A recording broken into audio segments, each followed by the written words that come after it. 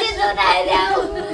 મરા જાવા મારા છોકરા કર ઓ વાઘ તો મને ખાઈ જા મને લઈ જા ઓ વાઘ ઓ મને મયા કર લઈ જા વાઘ. ગિરનાર પર સિંહનો હુમલો, ખેડાના 12 વર્ષના માસૂમ બાળકનું કરુણ મોત.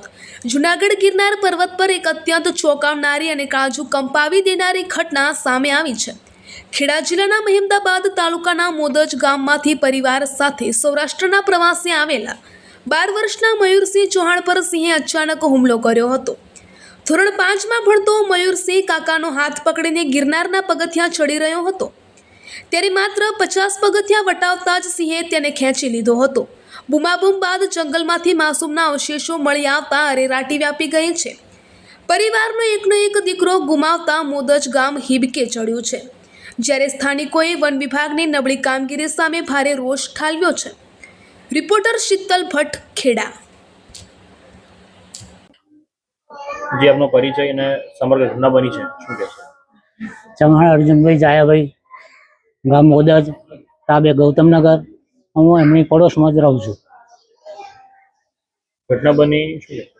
હવે આ ઘટના જે બની એ અમારા ગામમાંથી મોદજમાંથી એક ભાઈએ પ્રવાસનું આયોજન કરેલું ને એ પ્રવાસના આયોજનની અંદર ઘરના 7 સદસ્યો એ પરિવારની અંદર ગયા હતા. એની અંદર સવારમાં જુનાગઢની અંદર જ્યારે ચઢાણ કરવાની શરૂઆત કરી ત્યારે બધા સમૂહમાં જ હતા. પણ સમૂહની અંદર હતા પણ એ લગભગ 50 પગથિયાં ઉપર ચડ્યા પછી બાજુ પરથી કંઈક હિંસક હુમલો થયો એટલે નાસદોડ થઈ. અને નાસદોડ થવાના કારણે પેલો જે બાળક હતું, જે 11 વર્ષનો છોકરો હતો, એના ઝપટમાં આવી ગયો અને લઈને ભાગી ગયો. પછી બૂમ બરાડા બહુ થયા, બહુ પ્રયત્નો કર્યા પણ કશું મળ્યું નહીં.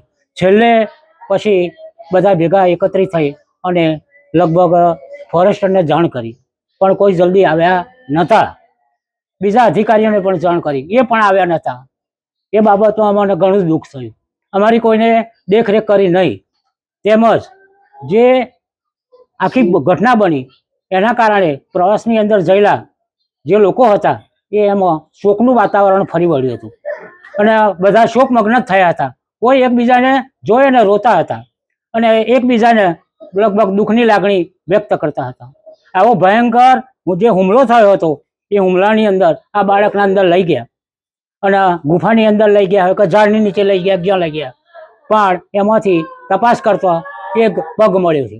એ જે પગ મળ્યો એ લઈ અને એના અધિકારીઓ લગભગ જોઈએ તો પોસ્ટમોર્ટમ માટે રવાના થયેલા છે અથવા ત્યાં ગયા છે.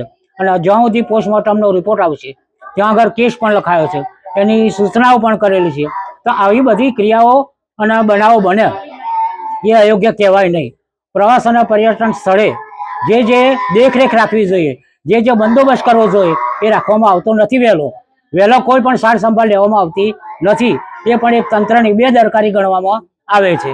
અને આના કારણે મારી પાડોશમાંથી રહેતા અમારા કાકાના સ્વજન છે, એમને એક જ દીકરો હતો અને એ પણ ગુમાવ્યો. તો આ આંખનું જેમ રતન ખોવાય એમ એ દીકરાનું પણ રતન ગયું અને શોકમગ્ન વાતાવરણની અંદર એમની એવો પાછળ કોઈ સેવાભાવ કરવા વાળું રહ્યું નહીં.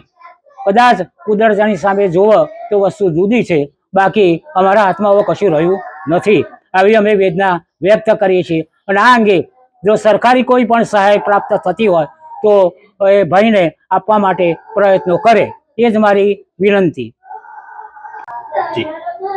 મારા છોકરાનું નામ મહેન્દ્રકુમાર શકરાભાઈ ચૌહાણ. એના એકનો એક દીકરો હતો અને એ દીકરો પ્રવાસમાં ગયા ત્યાં આગળ આવો બનાવ બન્યો જુનાગઢમાં.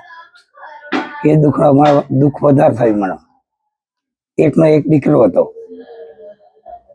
કયા ધોરણમાં ભણતો હતો? 5મા ધોરણમાં. હું 5મામાં આવ્યો હતો. કેવો હતો? સારો હતો ને હસમુખો હતો, ભણવામાં સારો હતો. શું અનુભવ રહ્યા છો? કેવો અનુભવ થાય છે? અનુભવ તો સારો સાહેબ, દુઃખનો.